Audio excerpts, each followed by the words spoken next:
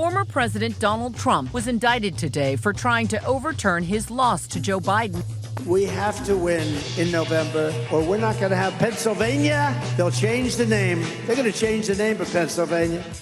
Pennsylvanians have a unique role with democracy and freedom. We have seen Pennsylvanians rise up at the ballot box. The work of making this world resemble one that you would prefer to live in is a lunch pail job.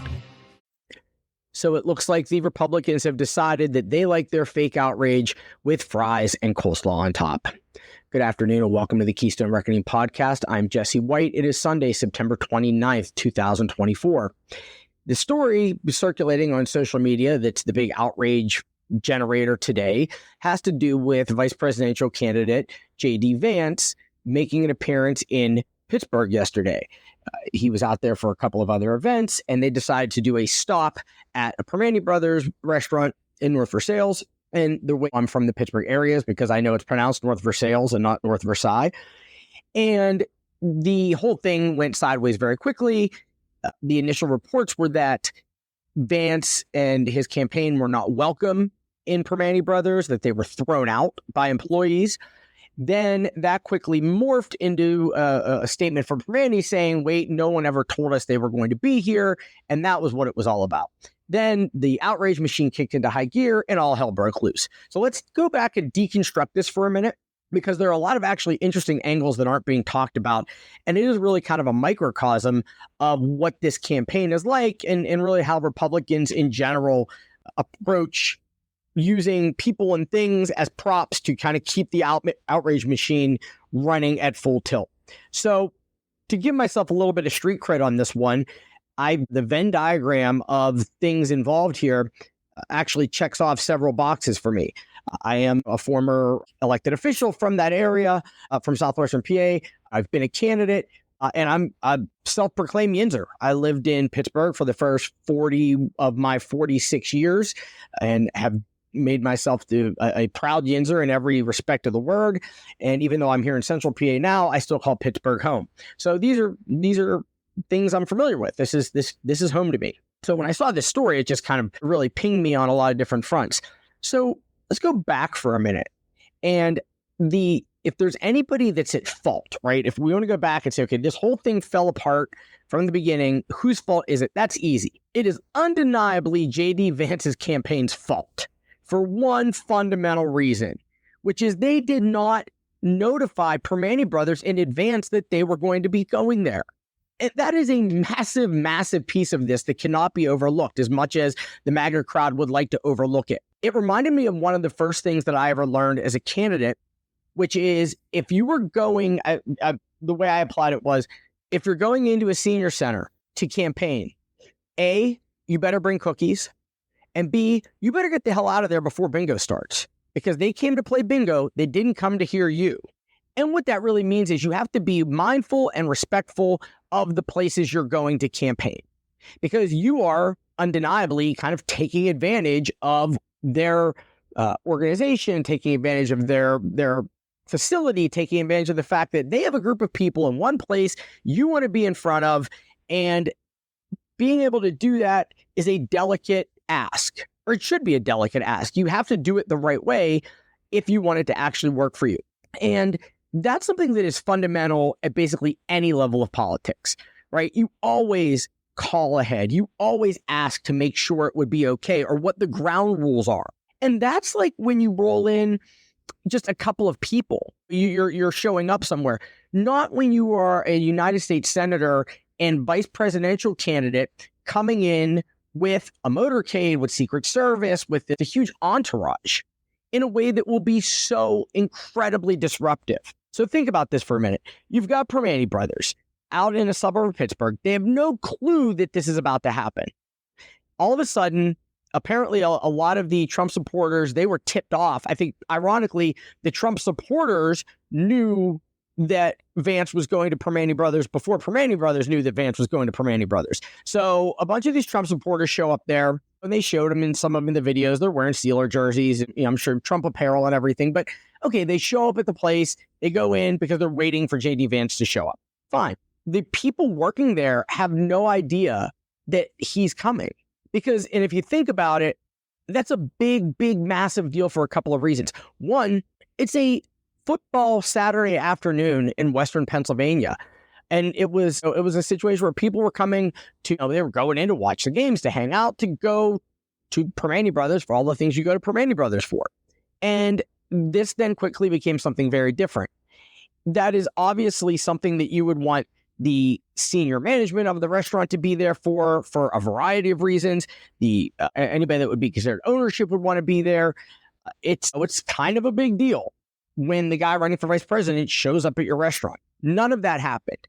So what you've got is just employees, waiters, waitresses, people bussing tables, hosts, the people in the kitchen. They're not equipped for something like this. How could they possibly be? So it's fundamentally unfair to them for this to happen. So what apparently happened was the Vance people showed up. They tried to go in and put on a show. And the Primanti people were like, no, you can't come in here and use this as a campaign photo op.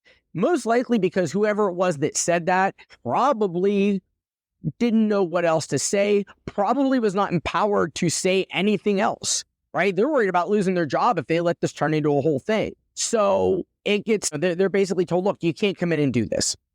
JD Vance then stages a whole thing in the parking lot. There are people inside taking videos. We're being left out. JD Vance says that, okay, well, we're going to at least pay for the food of everybody in there. They came to see me. And then he throws in his no tax on tips thing, which is a horrible public policy, but that's something for another day. And he tries to save a little face from outside in the parking lot. Primanti's later in the day. So in the meantime, then of course, it becomes hyper politicized, and you have progressives and Kamala supporters saying good for Primanti's, and we're going to buy gift cards from there, and we're going to do all these things, and good for them. And I'll be the first to admit, I said to my wife, hey, check this out. They basically told Vance to go screw off. Isn't that cool? And we got a chuckle out of it. But then, of course, on the other side, you had all this outrage. So in the interim, Primanti's issues a statement.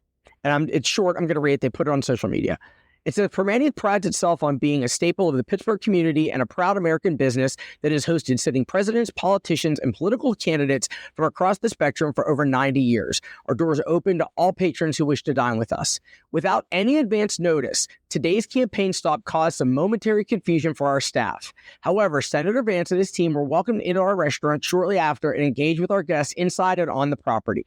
Senator Vance's supportive comments that our manager got a little nervous given the Secret Service, police, and crowd accurately reflect the nature of what occurred, and we are glad that it was resolved quickly. That was a very polite way of saying, boy, did JD Vance try to F us over, because he tried to come in without any advance notice, like any remotely cognizant or aware or considerate politician or political operation would do. But we agreed once we figured out what was happening to let him in, because we let everybody in. Cool. And then they also say at the end, again, in nice language, the manager on the scene didn't know what to do because you dropped this massive situation on our front doorstep, literally. So there was some confusion while we figured it out, even though, and they don't say this directly, of course, but while all of the Trumpers were there taking videos and trying to make it into something it wasn't. So the fault here lies with JD Vance and his team. That was inexcusable to not call ahead. And there were a couple of articles in the press where local Republicans that were there were saying, oh, they definitely knew that Vance was coming. Well, at this point, if I've got to pick credibility, and I've got to weigh the credibility of the Trump-Vance MAGA crowd versus Primanti Brothers, I know who I'm picking, right? I mean, that's a no-brainer. I'm picking Primanti Brothers. It goes without saying. So I don't buy any of it. And there were all sorts of the news stories, the fallout that came out of it, brought it up to light another kind of a comparison thing. And I'm not entirely convinced that this wasn't a little bit of a gotcha, because I almost find it hard to believe that the Secret Service would even allow Vance to just roll in to somewhere like that, like totally without notice. It felt really weird. Like if it had been planned all along, how did the supporters know, but no one thought to like secure the building? Because you have to remember also, this is not far at all from Butler.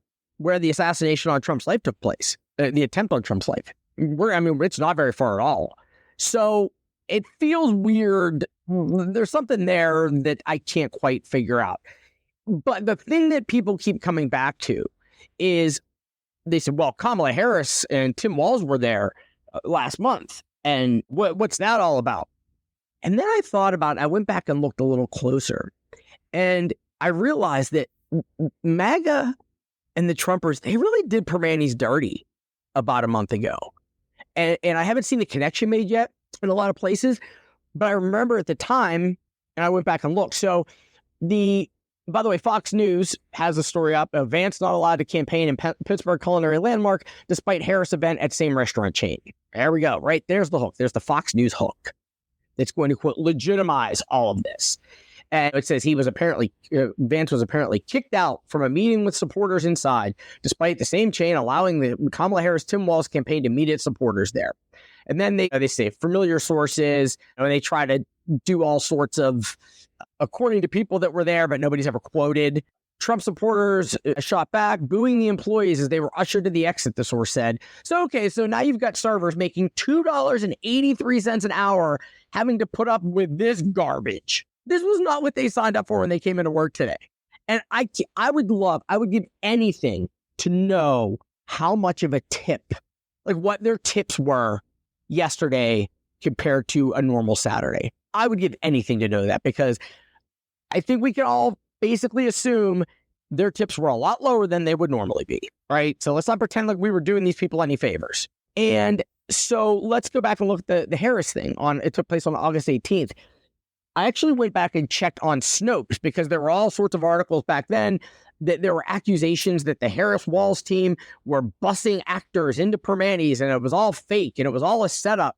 And if you go back and look, it's actually not even remotely that. First and foremost, and if you want the contradiction, right, you want to know where Harris got it right and Vance got it wrong, is that when Kamala's team were going to do an event there, they called ahead, number one, and also rented out the restaurant. They paid to have it there. And what they did was they made it a supporter event. So they had volunteers.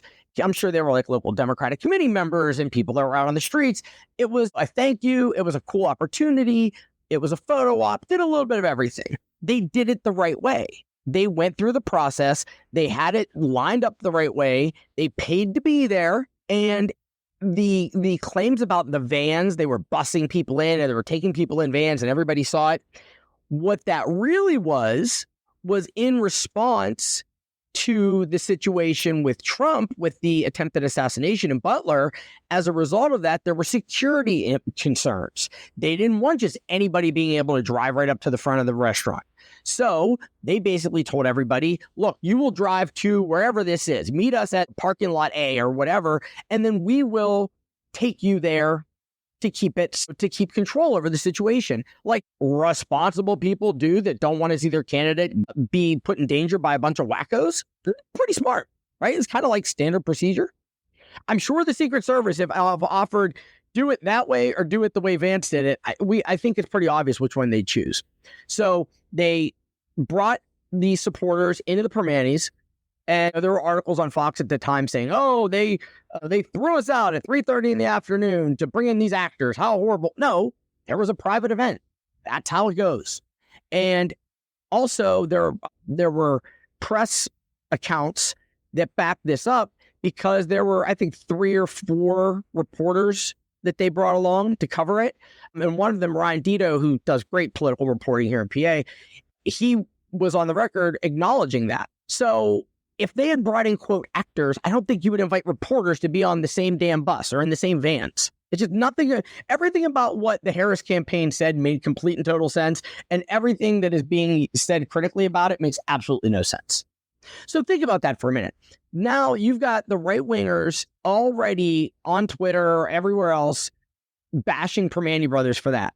And then JD Vance has the absolute gall to show up to, it's a different location, but the same chain, without asking first, acting like everything was totally, this was just no big deal, and then sparking up the outrage machine whenever he got treated the way that he should have been treated, which is, hey, you can't just come in here and do this. We've got to go through some procedures. So they'd already done Primanti's dirty before this, and now they've really done them dirty. Primanti's, to their credit, came out and said, look, everybody's welcome here. And it's a little conflicting, but I did see some reports that said that he was able to go in and talk to some folks. And if that's the case, that's even more disingenuous from JD Vance's point of view, because they didn't tell anybody that last part.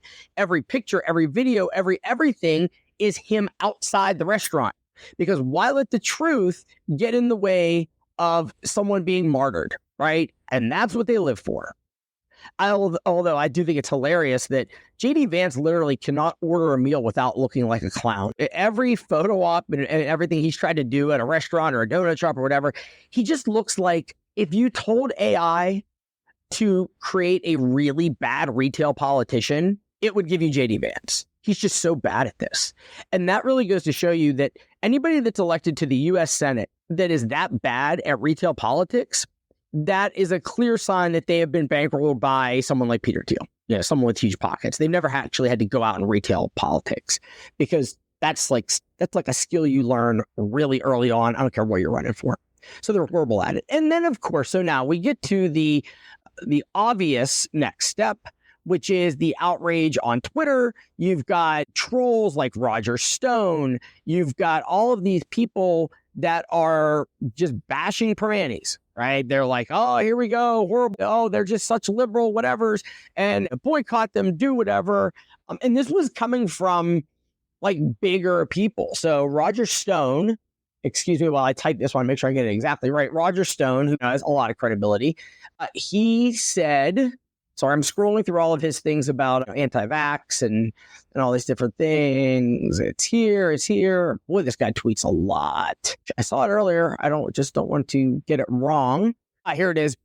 I'm going to quote, Primanti Brothers, who frankly serve some of the worst pizza in America, bar JD Vance from their restaurant in Pittsburgh. So now we will protest at their locations in Fort Lauderdale. F the Primanti Brothers. And well, it actually says Primanti Brothers. #boycott. And then they're talking about that they're going to start next week. And then that tweet got seen 1.8 million times, 4,100 responses. And you can only imagine what they are, right? And these people are just bashing Primanti Brothers. Oh, look, they're doxing the CEO.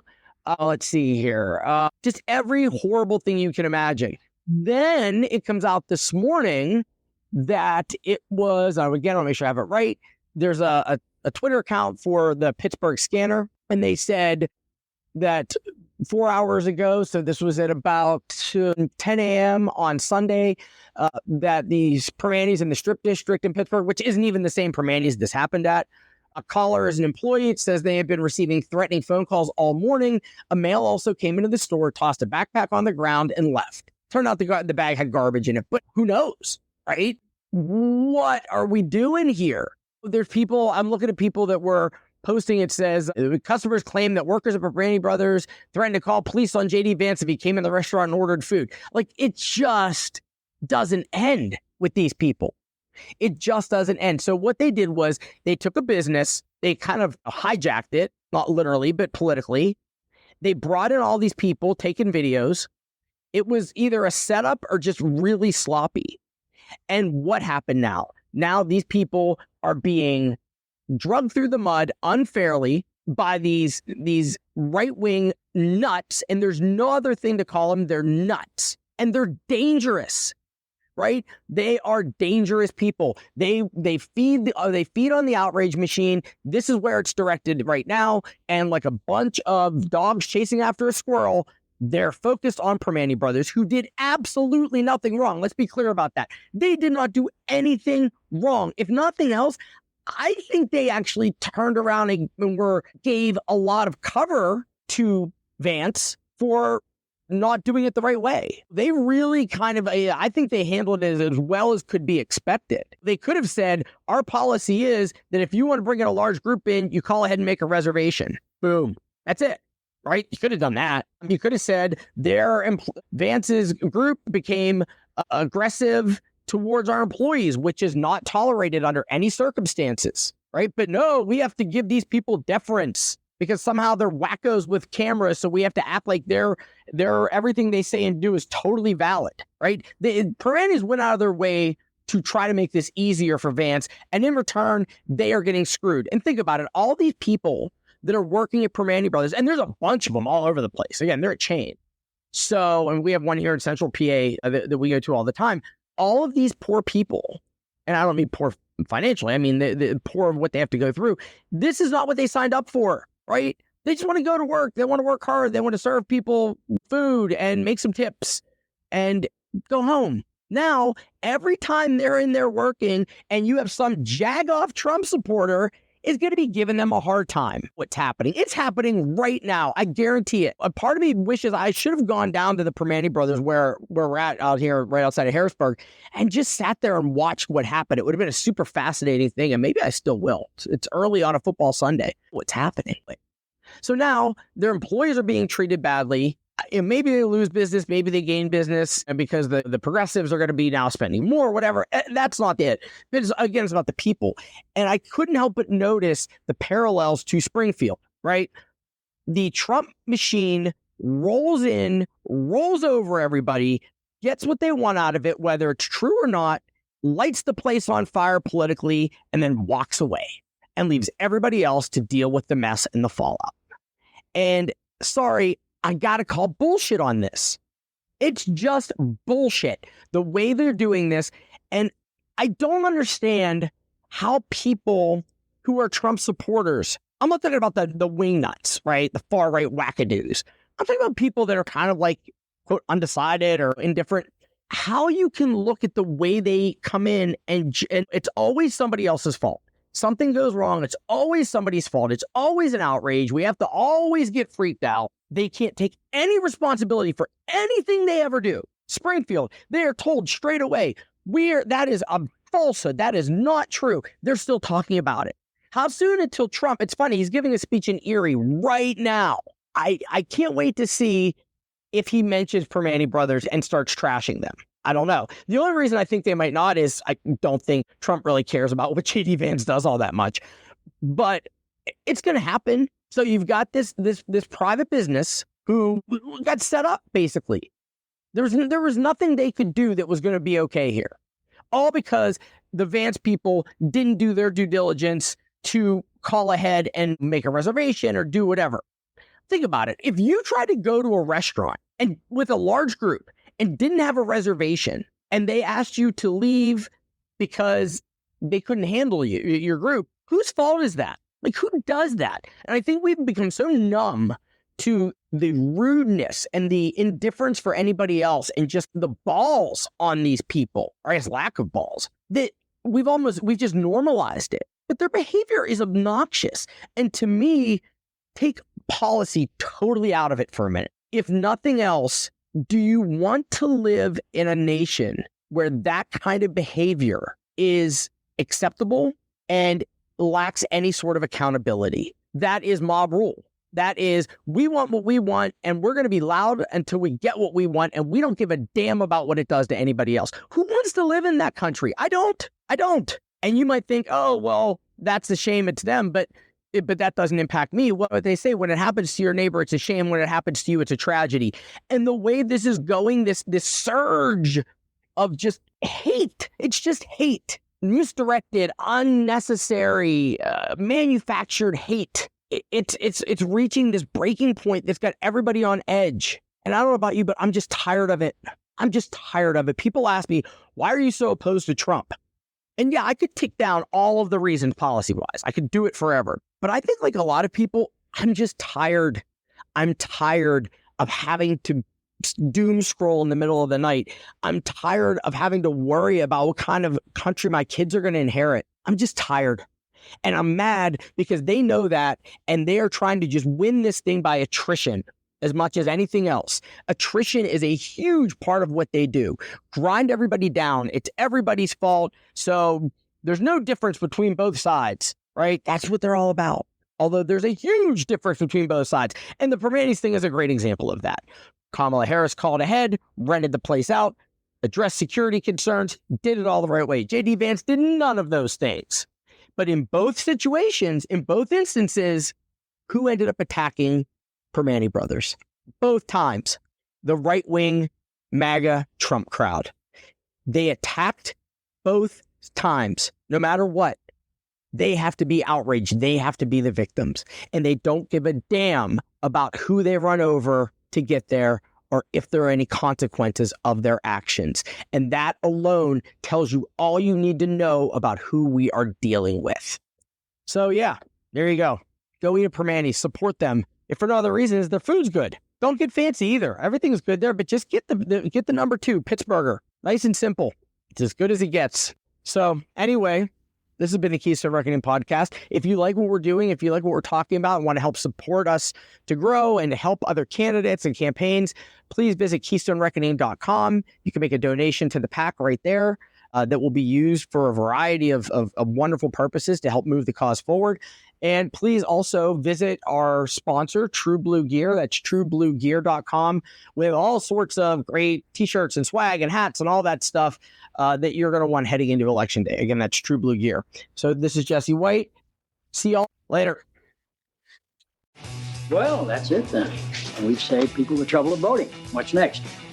Our point is that it's... I understood the point.